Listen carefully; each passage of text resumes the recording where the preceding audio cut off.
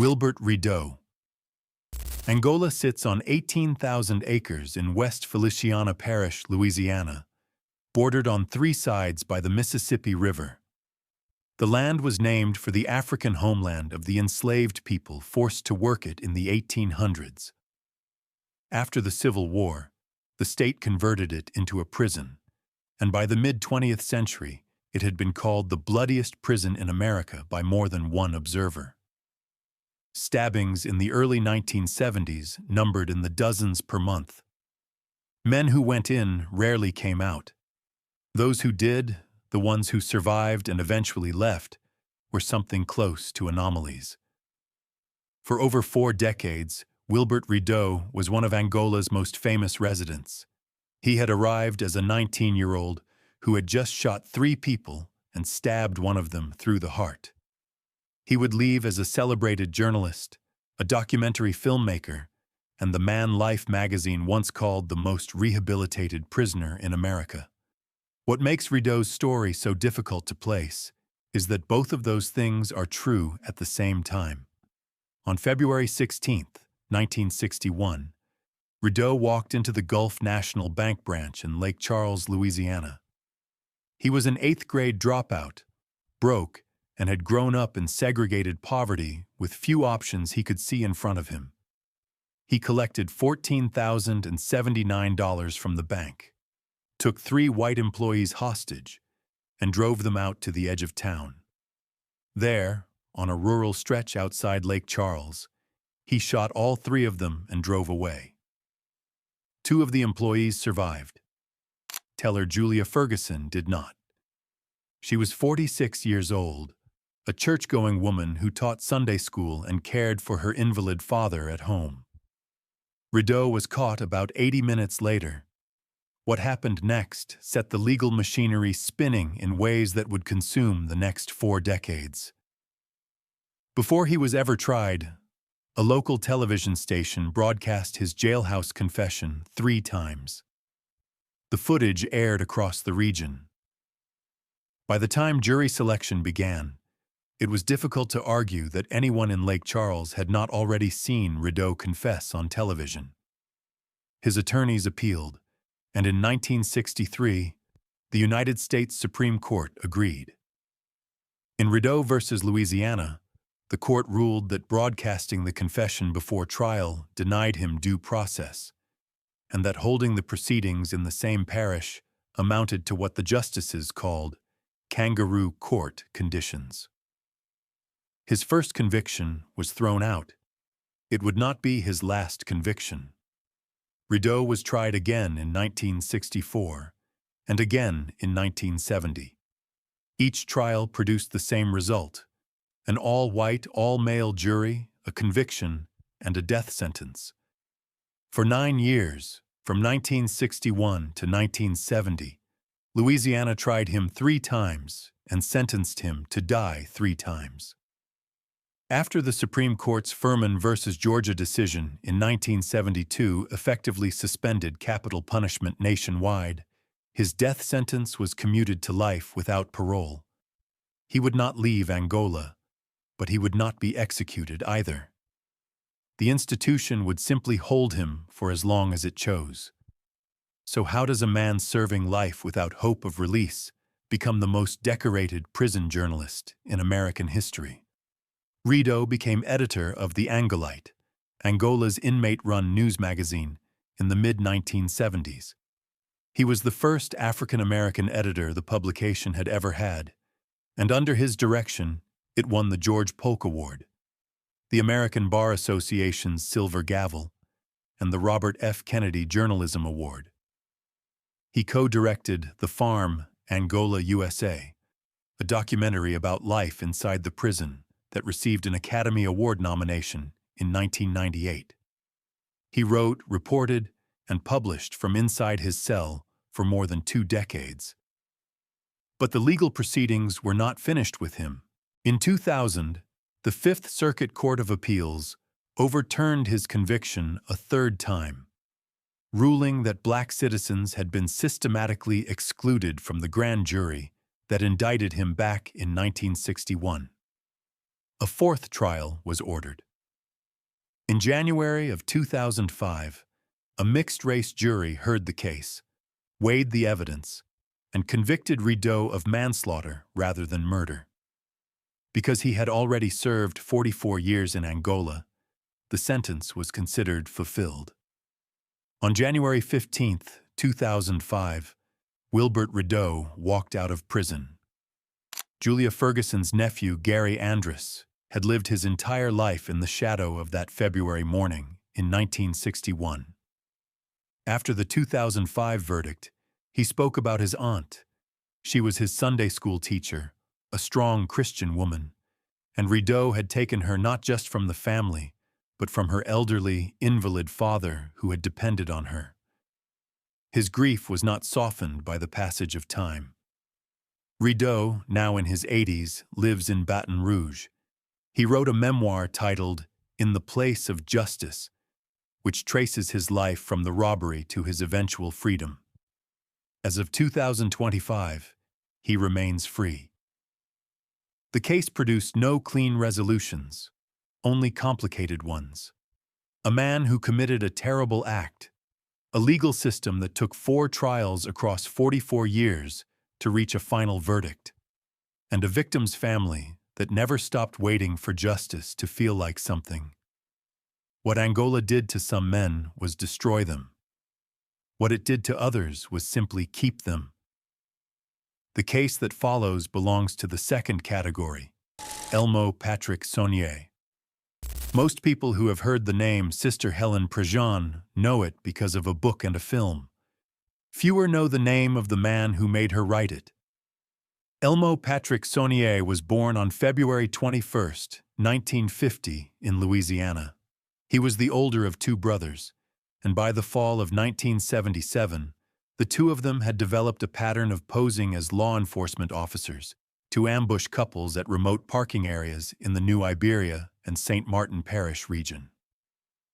On the night of November 5, 1977, Elmo and his younger brother Eddie targeted a teenage couple who had just attended a high school football game. Loretta Ann Bourque was 18. Her boyfriend David LeBlanc was 16 or 17, depending on the source. The brothers forced the couple into a car at gunpoint, drove them out to an oil field in a rural parish, and handcuffed them. Loretta was assaulted. Then both teenagers were shot 3 times in the head with a .22 caliber rifle and left in the dark. You'd think someone would have said something. Nobody did. It was nearly a month before investigators had a name. Elmo and Eddie were arrested on December 5, 1977. The evidence against them was substantial. Elmo had confessed multiple times, and investigators recovered the handcuffs, additional physical evidence, and eventually the buried murder weapons. A .22 caliber rifle consistent with the bullets recovered from the victims was among the items unearthed, anchoring the confessions to physical fact in ways that the defense could not effectively challenge. Both brothers were convicted of first-degree murder on April 25, 1978, and both received death sentences. On appeal, both sentences were reversed on procedural grounds. At resentencing, Eddie Saunier reversed course entirely and claimed he had been the triggerman all along, not Elmo. It was a calculated move. If Eddie could convince the court that he bore the greater culpability, perhaps Elmo's sentence might be reduced. The court was not persuaded. Elmo's own confessions, given multiple times and in detail, were difficult to walk back regardless of what his brother said from the stand. Elmo was sentenced to death a second time. Eddie received life imprisonment, which meant he would die at Angola without ever facing execution. He was correct that the distinction mattered. He was wrong to think it would save his brother. Elmo spent roughly 6 years on Angola's death row. During that time, a Catholic nun named Sister Helen Prejean of the Sisters of St. Joseph was assigned as his spiritual advisor. She visited him, corresponded with him, and sat with him through his legal proceedings. After his execution, She turned that experience into the 1993 book Dead Man Walking, which became one of the most widely read accounts of capital punishment ever written. The 1995 film based on the book used a composite character named Matthew Poncelet, who drew on both Saunier and another Angola death row inmate, Robert Lee Willie. Prejean has been careful over the years to note that neither man alone was the basis for the character, and that the film was not a documentary. Elmo Patrick Saunier was executed in Angola's electric chair, a machine the inmates called Gruesome Gertie, on April 5, 1984. He was 34 years old. In his final statement, Saunier addressed Lloyd LeBlanc, David's father, who was present at the execution. He said he understood how LeBlanc felt, that he carried no hatred in his heart, and that he asked for forgiveness. LeBlanc nodded. Loretta Bourque's father, Godfrey Bourque, was also present. He said quietly, afterward, that Saunier had not asked him. Those words have stayed in the public record ever since, not because they are dramatic, but because they are true. Nuns arranged for Saunier's burial at Roselawn Memorial Park following his execution. Eddie Saunier died in Angola in December of 2013, still serving his life sentence. Loretta Bourque was 18 years old. David LeBlanc was 16 or 17. They had just watched their school's football team play. That is the sentence that stays with you. The case that comes next involves another name that appears in Dead Man Walking, though under very different circumstances, and a crime that bears none of the mitigating ambiguity that surrounded the Saunier brothers. Robert Lee Willie. Robert Lee Willie was 22 years old when he and a man named Joseph Jesse Vaccaro drove to a wooded gorge in Washington Parish, Louisiana, with an 18-year-old woman they had abducted the night before. He was 26 years old when they put him in the electric chair for it. Willie was born on January 2, 1958, in Mandeville, Louisiana. By his early 20s, he had accumulated a record that included burglary and aggravated escape. He was a member of the Aryan Brotherhood and had expressed, in recorded statements, admiration for what he described as Adolf Hitler's ideas for advancing in the world. He was not a difficult man to profile, only a difficult one to stop before the damage was done. On May 28, 1980, Willie and Vaccaro encountered 18-year-old Faith Hathaway outside the Lakefront Theater in Mandeville. She was celebrating with friends before leaving for the United States Army, where she was about to begin her service. They abducted her from the parking area, drove her through the night to Fricka's Cave, a wooded ravine in Washington Parish, and subjected her to a prolonged assault. She was stabbed 17 times in the throat and left there. Faith was found days later. She was 18 years old. She had wanted to serve her country. Investigators built a substantial case against Willie. When the full scope of his admissions came out, they were broader than just Faith Hathaway. He had separately confessed to involvement in the 1978 beating and drowning death of a 19-year-old man named Dennis Hemby, a crime committed with his cousin Perry Wayne Taylor. He had also admitted to kidnapping and assaulting a teenage couple from Madisonville. His co-defendant Joseph Vaccaro pleaded guilty and received a life sentence. The Faith Hathaway case, the one with the most complete evidence and the most serious charge, was the one that went to capital trial. Willie was convicted of first-degree murder in Washington Parish's 22nd Judicial District Court. The trial drew significant attention in the region, in part because of the victim's pending military service, and in part because of Willie's own demeanor throughout the proceedings, which observers described as composed and cold. The jury sentenced him to death. He also received 6 consecutive life sentences for the other offenses. That's not a typo, by the way. 6 life sentences on top of a death sentence for a man who was still in his early 20s. Sister Helen Préjean also served as Willie's spiritual advisor in the final period before his execution, a parallel to her work with Elmo Saunier that would inform much of what she wrote in Dead Man Walking. Robert Lee Willie was executed on December 28, 1984. He was 26 years old, the sixth person Louisiana had executed in 13 months. Faith Hathaway's mother and stepfather, Elizabeth and Vernon Harvey, were present to witness it. In the years following her death, they founded a chapter of Parents of Murdered Children. In his final statement, Willie addressed the Harveys directly. He told them he hoped they found some relief from his death. He also told the assembled witnesses that killing was wrong, whether committed by individuals, nations, or governments. He had a Grim Reaper tattoo on his arm. He had told a journalist, before the execution, that he did not run from anything and considered himself a cold person. Both things appeared to be true. Detective Michael Varnado, who had worked the crime scene at Freeka's Cave, later co-authored a book about the case called Victims of the Dead Man Walking. The title makes its sympathies clear. As of the 1984 execution date, Robert Lee Willie's case was closed. What the Harvey family carried forward from that night is a different matter entirely, and not one that any sentence in a courtroom was designed to resolve. There are cases where the subject's crime is so fully documented, so thoroughly litigated, that there is no ambiguity left anywhere in the record. The next case is one of those, and it involves a child. Christopher Sepulvado. Christopher Sepulvado arrived on Angola's death row in 1993.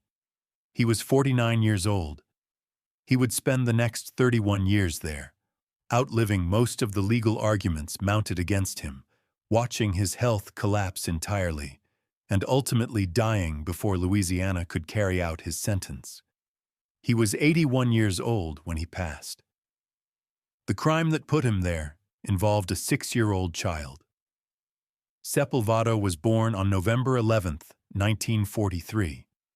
By the early 1990s, he was living in Mansfield, in DeSoto Parish, Louisiana, with his wife and her young son from a previous relationship.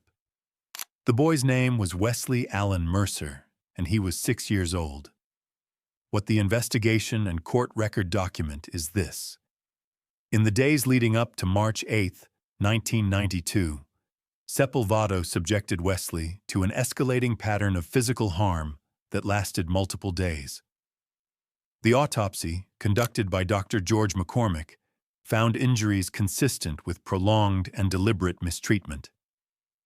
The scope of what the examination revealed was extensive enough that prosecutors described the harm as premeditated and sustained. The state's evidence at trial established that Wesley had been fatally harmed as the direct and intended result of what happened on the morning of March 8th. A DeSoto Parish jury convicted Sepulvado of first-degree murder on April 17, 1993. The conviction was unanimous. Judge Robert E. Burgess formally sentenced him to death on May 24th of that year. How does a man who commits a crime that draws a unanimous verdict in under an hour end up spending 3 decades on death row without the sentence being carried out? What followed was more than 3 decades of legal proceedings, most of which had nothing to do with his guilt, which was not in dispute, and everything to do with the method by which the state intended to carry out his sentence.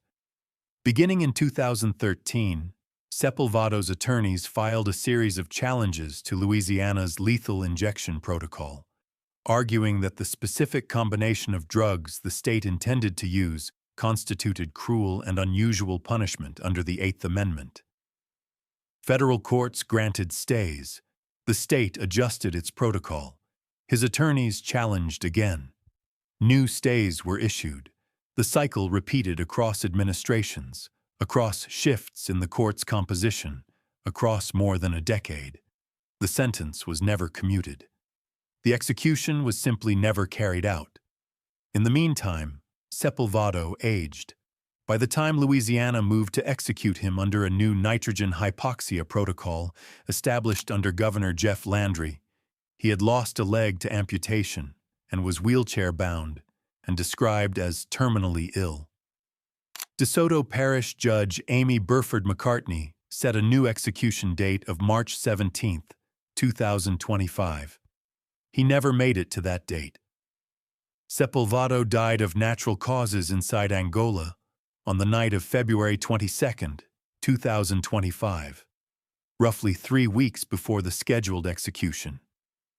Attorney General Liz Murrill released a statement that captured the frustration felt by the victim's family and by prosecutors who had fought for decades to see the sentence carried out.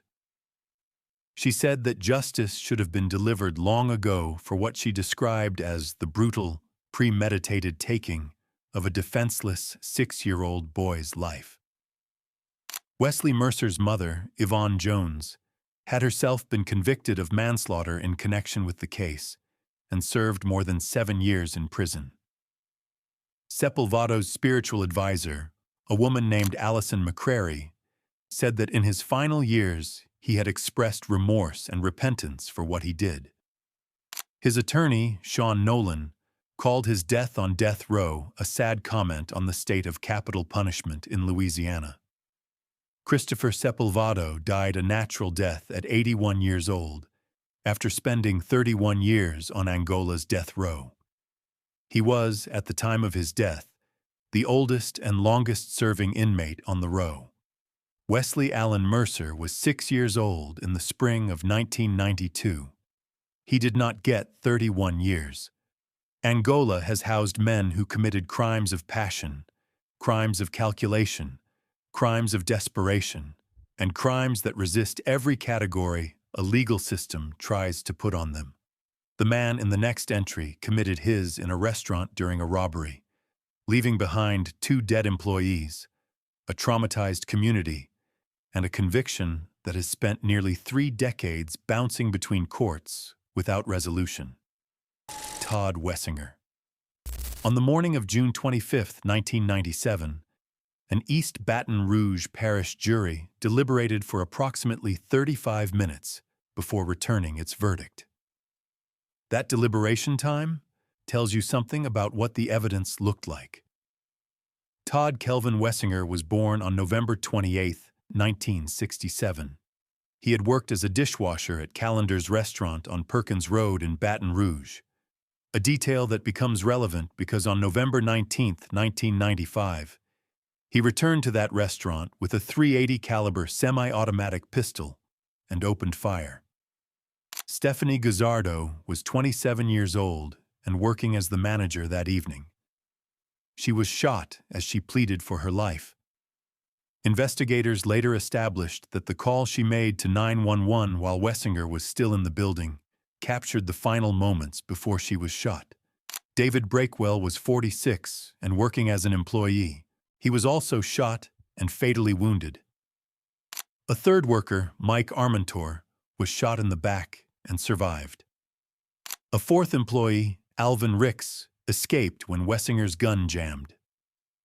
Wessinger left the restaurant with approximately $7,000 and drove toward Texas. And somehow, it gets worse.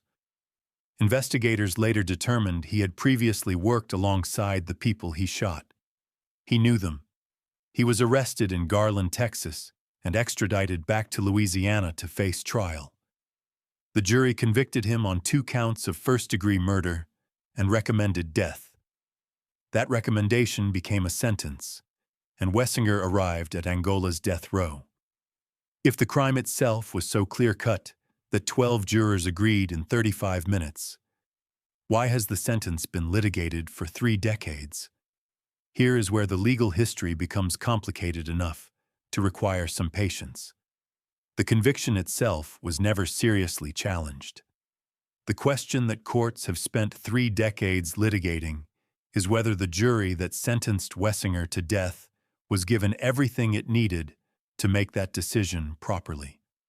In 2015, United States District Judge James Brady vacated the death sentence on the grounds that Wessinger's trial attorneys had failed to adequately investigate and present mitigating evidence during the penalty phase. The argument was not that Wessinger was innocent or that the conviction was wrong. It was that the jury deciding his punishment had not heard the full picture of his background, and that a properly informed jury might have returned a different recommendation. Judge Brady ordered a new penalty phase hearing. The Fifth Circuit Court of Appeals reversed that ruling in 2017, finding the original proceedings were constitutionally adequate, and reinstated the death sentence. The United States Supreme Court declined to take up the case in 2018. Then, in December of 2022, United States District Judge John de Gravels vacated the sentence again, citing further concerns about the penalty phase proceedings. That ruling was reaffirmed in June of 2025, sending the case back to Louisiana State Court for a new penalty phase hearing. As of mid-2025, Wessinger remains on death row at Angola. He is in his late 50s. No new execution date has been set, though the case is expected to return to state court for the new penalty phase. Stephanie Guzzardo's father, Wayne Guzzardo, has fought for 30 years to see the sentence carried out. He has said, in terms that leave nothing to interpretation, that he wants Wessinger dead and that he will fight this to his last dying breath. That is not the language of a man at peace with how the legal system has handled his daughter's case. Former Baton Rouge Police Chief Greg Ferris, who at some point visited Wessinger at Angola, came away with a different impression. He said Wessinger expressed deep regret for what he had done, and that the remorse did not appear performed. Ferris was also careful to say that sentiment did not change the facts of what happened. The two men inside Calendar's restaurant that night are buried. Stephanie Guzzardo would have been in her mid-50s today. David Breakwell would have been in his mid-70s. The legal question of how Todd Wessinger eventually dies has occupied 3 decades of federal and state court proceedings and has not yet produced a final answer. That gap between the crime and the conclusion is the space where Angola's death row has always lived. It holds men who are sentenced to die, then holds them longer, then holds them longer still. If you're liking this video and you're not subscribed yet, now's the time. We drop new cases every day. Subscribe so you don't miss the next one. Royal Clark, Jr. In the summer of 2019, a man walked out of Angola after serving more than 17 years for a crime that fingerprint evidence eventually proved he never committed. He was 42 years old. He had gone in at 24. 17 years is not a number. It is a man's entire young adulthood, handed over to a prison that expected to hold him until he was 74. Royal Clark Jr. was born on June 26, 1977, in Louisiana. The case that would define his life began on November 30, 2001, at a Burger King restaurant in Terrytown in Jefferson Parish. A man entered the restaurant, robbed it, and left. Investigators pulled fingerprints from a cup the robber had handled during the crime. The prints were entered into the database but, at the time, did not return a match. Royal Clark, who had been in the area, became a suspect. On June 26, 2003, the day after his 26th birthday, a Jefferson Parish jury convicted him of armed robbery by a vote of 10-2. Louisiana was one of only 2 states that permitted non-unanimous jury verdicts in felony cases at the time. That provision was later struck down by the United States Supreme Court in Ramos v. Louisiana in 2020, long after it had already cost Royal Clark 17 years of his life. He was sentenced to 49.5 years in Angola. He maintained his innocence from the day he was taken into custody. What can a man do from inside Angola's walls when the evidence against him is a disputed eyewitness account and fingerprints that were never formally matched to him at the original trial? For Royal Clark, the answer was to find attorneys who would look harder than the original investigation had. Innocence Project New Orleans eventually took up his case. Their attorneys pressed the Jefferson Parish District Attorney's Office to run a fresh AFIS search, the Automated Fingerprint Identification System, against the cup prints from the 2001 robbery. When that search was finally conducted, the prints did not match Royal Clark. They matched a man named Jesse Perry. On June 27, 2019, one day after his 42nd birthday, Royal Clark walked free. His mother, father, sister, and teenage son were waiting for him. He had a son who had been practically a toddler when he was taken in. That son was now old enough to stand there and watch his father walk out. Attorney Emily Maw of Innocence Project New Orleans stated plainly what would have happened without the fingerprint search. Royal Clark would have remained in Angola until he was 74 years old for a crime he did not commit. Jefferson Parish District Attorney Paul Connick acknowledged that his office's obligation to seek justice does not end at the moment of conviction. The legal aftermath produced some measure of restitution. Clark received $330,000 in state compensation. The Louisiana legislature had set a cap on wrongful conviction payments, a figure that, divided across 17 years, works out to roughly $53 a day. He did not have long to use it. Royal Clark Jr. died on June 18, 2022, aged 44. He had been free for 3 years. Angola's death row holds men awaiting execution. Its general population holds men awaiting nothing at all, except the end of a long sentence or the end of their lives.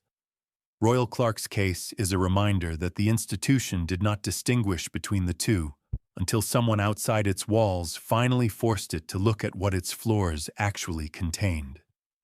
The next name on this list is older than any other case here, and it belongs to a man who left Angola not through the courts or a pardon board, but through something considerably stranger. Huddy Lead Belly Ledbetter. In 1933, 2 folklorists drove a car through the Louisiana countryside with recording equipment and a letter of introduction from the Library of Congress.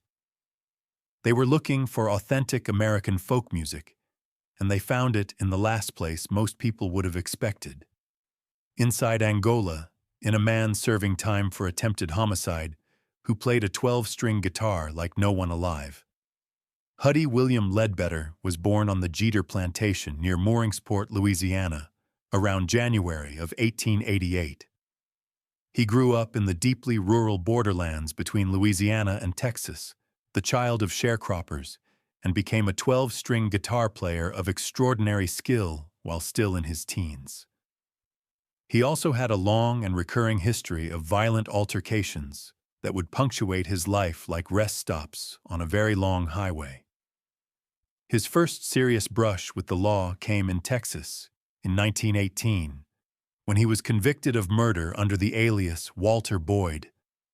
He served time at the Sugarland prison farm in Texas, and in 1925 he sang a personal plea for clemency directly to Governor Pat Neff during a prison visit. Neff pardoned him. Whether the song moved the governor or the legal grounds were sufficient is a matter historians still debate, but Ledbetter left. He did not stay out of trouble. In 1930, he was convicted of attempted homicide after a knife fight in Louisiana and sentenced to Angola. The conditions there in the early 1930s were brutal in ways that defy easy summary.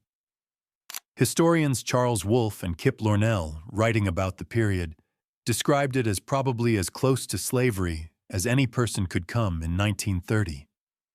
Men worked the fields under armed guards in conditions that had changed very little since the plantation era the land was built on. What brings folklorists to a prison farm? John Lomax and his son Alan were traveling the American South in 1933, funded by the Library of Congress, to document the folk music traditions that were disappearing as the country modernized. They had heard there was a musician at Angola worth recording. When they arrived, they found Ledbetter serving as a trustee, a position of relative privilege inside the prison, and performing for fellow inmates. They recorded him. Then they came back in 1934 with better equipment. On one side of a recording disc, Ledbetter laid down a reworked pardon plea addressed directly to Governor O.K. Allen of Louisiana.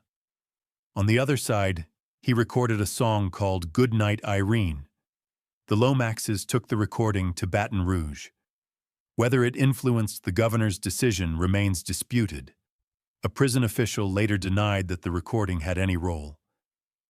What the state records confirm is that Ledbetter had earned sufficient good time credit to qualify for early release, and in August of 1934, he walked out of Angola. He went to New York with John Lomax, initially working as his driver, and soon became a celebrated figure among folk music scholars and progressive political circles. His performances at universities and benefits in the late 1930s introduced his music to audiences who had no frame of reference for anything like him.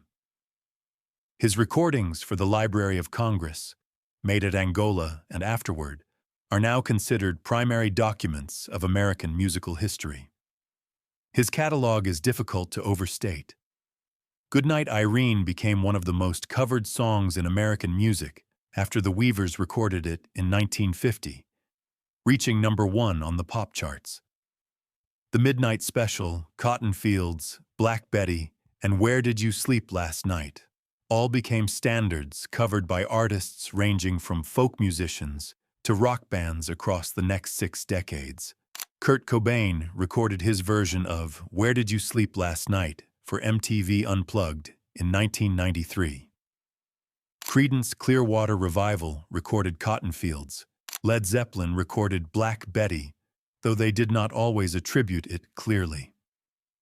Huddie Ledbetter died of ALS in New York City on December 6, 1949. He was 61 years old. He had spent significant portions of 2 different decades in prison in 2 different states. He was posthumously inducted into the Rock and Roll Hall of Fame in 1988. Angola produced one of American music's most enduring catalogs. That fact does not make the prison any less what it was. It makes it considerably stranger. From a man who recorded his way into history, to a man who used his cell as a command center for something considerably darker. Kirksey McCord Nix, Jr. There is a version of this story that sounds almost like a con artist legend, a man so wily that not even a life sentence in a maximum security prison could keep him from running his operation. Then you remember that 2 people are dead because of it, and the legend dissolves into something considerably grimmer. Kirksey McCord Nix, Jr. was born in 1943, the son of an Oklahoma State court judge. By 1972, he was serving a life sentence without parole at Angola, convicted of the Easter night murder of a New Orleans grocery executive named Frank Corso during a home invasion in 1971. He arrived at Angola not as a drifter or a product of poverty, but as a man with connections, resources, and considerable intelligence, all of which he immediately put to work. The scheme he devised from his Angola cell was both brazen and surprisingly lucrative. Nix ran a mail-based fraud operation targeting gay men through personal ads placed in publications, including The Advocate. Men who responded to the ads were drawn into correspondence, cultivated over time, and eventually persuaded to send money. The operation produced tens of thousands of dollars, which were laundered through a trust account at a Biloxi, Mississippi law firm called Halat and Sherry. The attorney managing that account was Pete Halat. His partner was Vincent Sherry, a Mississippi Circuit Court judge. More than 300 phone calls between the law office and Angola were later documented by investigators. When approximately $100,000 went missing from the trust account. In late 1986, Nix became suspicious. The money had been earmarked to fund attempts to buy a pardon. Hallett blamed his partner Sherry for the missing funds. What does a man serving life in Angola do when he believes someone has stolen his money? Nix formed a plan.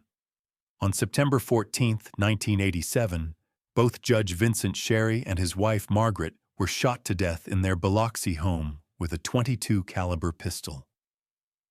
Margaret Sherry had been a mayoral candidate in Biloxi, publicly critical of organized crime interests in the city. Both were found by their children. Their daughter, Lynn Sposito, refused to accept the official investigation's initial pace and essentially drove the subsequent inquiry through years of personal pressure on the FBI. The case took a decade to untangle. The phone records alone, documenting more than 300 calls between the law firm and Angola, took considerable time to subpoena, authenticate, and place into a prosecutable narrative. FBI agent Keith Bell eventually drove much of the federal investigation. What emerged was a picture of interconnected corruption. A strip club owner named Mike Gillich had arranged the hit. A Texas contract killer named Thomas Leslie Holcomb had carried it out, and Nix had ordered it all from his Angola cell. Investigators documented more than 300 phone calls between the Biloxi law office and Angola. Federal juries convicted Nix twice on wire fraud, conspiracy, and murder-for-hire related charges. Pete Hallett, who had been elected mayor of Biloxi by the time his own prosecution concluded, was convicted in 1997 and sentenced to 18 years.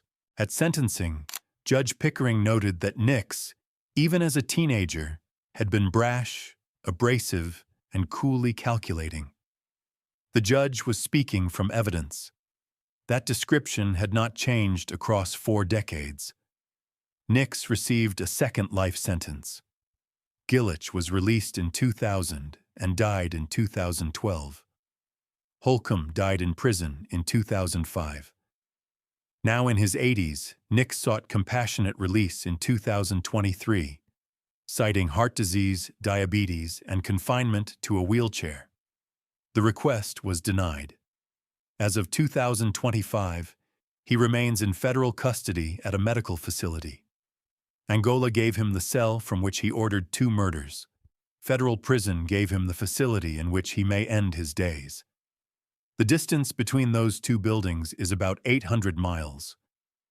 The distance between what he did and any accountability that feels proportionate is considerably wider.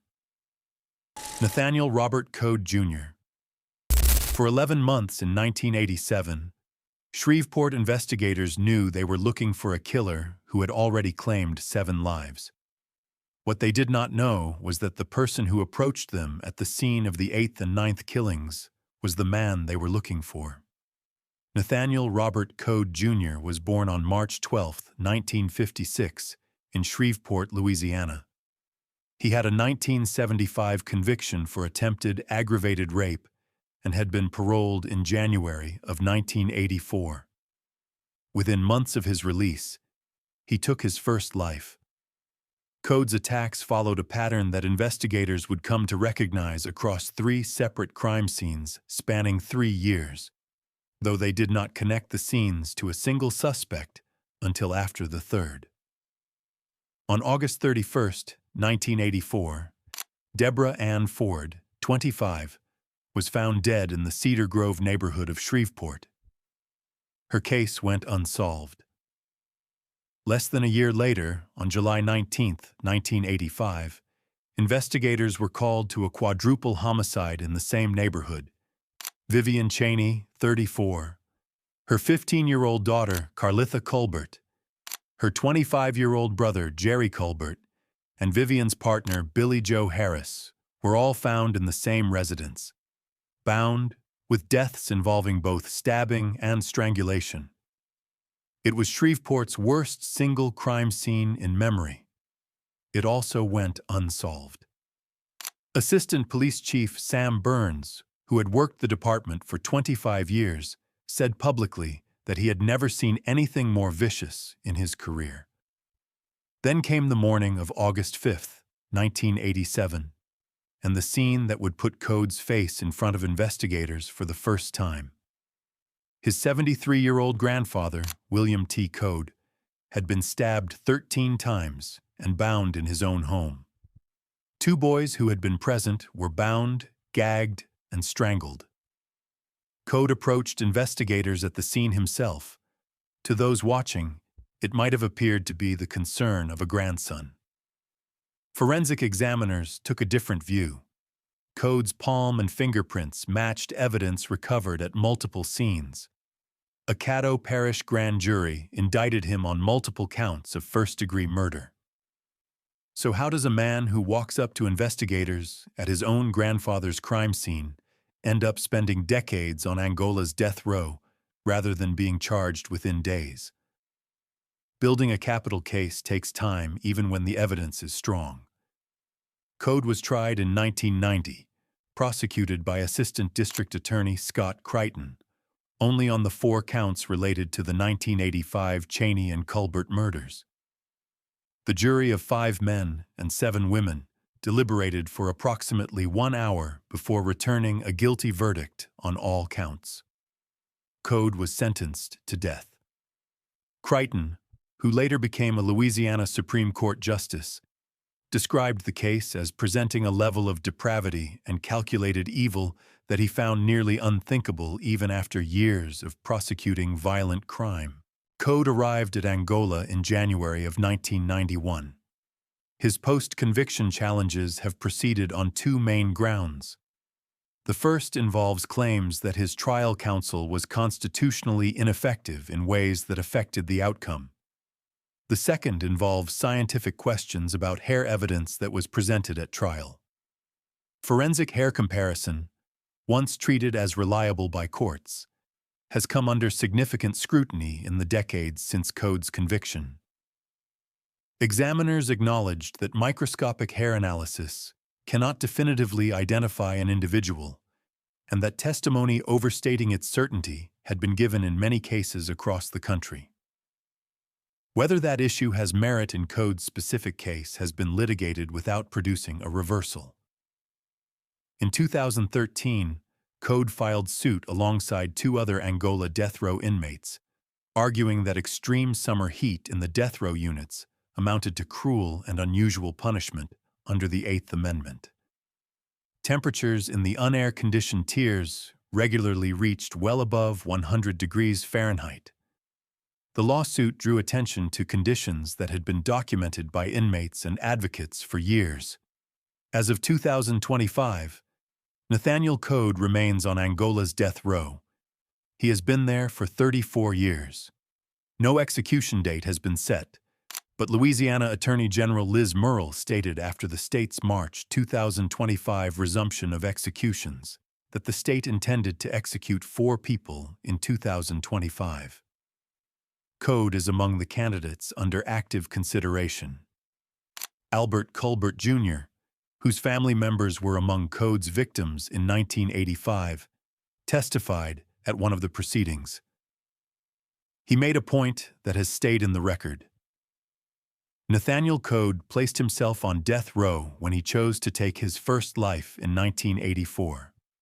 The institution only confirmed it. Daniel Joseph Blank. 6 people were found dead across the river parishes of Louisiana over a span of 7 months.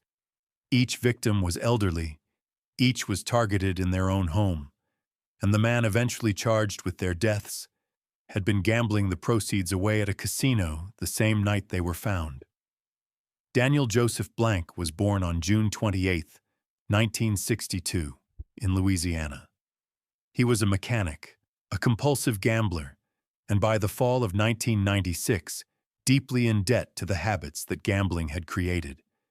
His method was straightforward and vicious. He targeted elderly people living alone, entered their homes, and took whatever cash was available. Between October of 1996 and May of 1997, 6 people lost their lives in those encounters. Victor Rossi was 41, Blank's employer, beaten on October 27, 1996. Barbara Bourgeois was 58. Lillian Philippe was 71. Sam Arcuri was 76, and his wife Luella was 69, targeted together. Joan Brock was 55. He also attempted to harm Leonce and Joyce Millett, who survived and later provided accounts that helped lead investigators to him. How do you catch a man who leaves no forensic trail and whose victims cannot identify him? What broke the case was a composite sketch drawn from the Millett attack, combined with investigators noting that Blank had been spending money at a casino in patterns that did not match his income. He was brought in for questioning in Onalaska, Texas, in November of 1997. Over roughly 12 hours, he confessed in detail to all the killings, where each victim was found, what each home looked like, what he had taken, how much. Investigators described the confessions as specific enough that only the person present could have known what he described. He later recanted and claimed the confessions had been coerced. That argument has been a recurring feature of his appeals ever since. An Ascension Parish jury convicted Blank of first-degree murder in the death of Lillian Philippe on September 2nd and 3rd, 1999, and unanimously recommended death. State District Judge John L. Padavin sentenced him to death on December 9th of that year. He received additional life sentences for several of the other homicides. A death sentence in the Joan Brock case was later vacated over a clerical error in the court proceedings. Blank eventually pleaded guilty to that charge and accepted a life sentence in 2009. In December of 1998, during a courtroom appearance, Blank attempted to escape. He did not get far. The ongoing legal question in his case is forensic, and it remains unresolved in ways that have kept his appeals active for years. Courts ordered new DNA and fingerprint testing between 2021 and 2024, largely because forensic science had advanced substantially since the 1999 trial. Results from a baseball bat in the Rossi case, cigarette butts at the Millett scene, and fingernail material from one of the Arcuri victims did not match Blank. His attorneys have argued that the absence of his DNA at primary contact points is exculpatory evidence that the original jury never saw. Prosecutors have countered that the absence of DNA at those specific locations does not overturn a confession that was extraordinarily detailed. A confession that described the interiors of homes, the appearance of victims, and the amounts of money taken in terms that investigators said could only have come from the person who was present. State District Judge Jessie LeBlanc, rejecting a prior appeal in 2015, adopted that view directly. She found that Blank's detailed confessions were something only the actual perpetrator would have been able to provide. As of 2025, Daniel Blank remains on Angola's death row. He is 62 years old. No execution date has been set, but with Louisiana having resumed executions in March of 2025, and with Attorney General Murrell having stated the state's intention to execute multiple inmates in the near term, his case is among those receiving renewed attention. The DNA findings put his case in an unusual position. He is not among the handful of death row inmates whose convictions rest on strong physical evidence pointing directly at them. Nor is he among those where exculpatory evidence has cleared the picture decisively. He is in the middle space, where a highly detailed confession sits alongside forensic results that do not place him at the contact points investigators expected. Courts have looked at that evidence and largely upheld the conviction. His attorneys keep filing. The process continues. 6 elderly people were targeted in their homes over 7 months and did not survive the night. Victor Rossi, Barbara Bourgeois, Lillian Philippe, Sam and Luella Arcuri, Joan Brock, The legal proceedings involving the man convicted of their deaths have now stretched for 26 years. That is where the case stands, and where it may stand for some time yet. Angola opened in 1901 on the bones of a former slave plantation. More than a century later, it still holds around 5,000 people on 18,000 acres, most of them serving sentences that will outlast them. The men in this series represent a fraction of what those walls have contained. The institution, for its part, keeps going. These cases span nearly a century inside one of the most studied and most brutal prison institutions in American history. Each one ends the same way, with someone serving time, or with someone who never came out at all. Thanks for watching. Click here for the next video.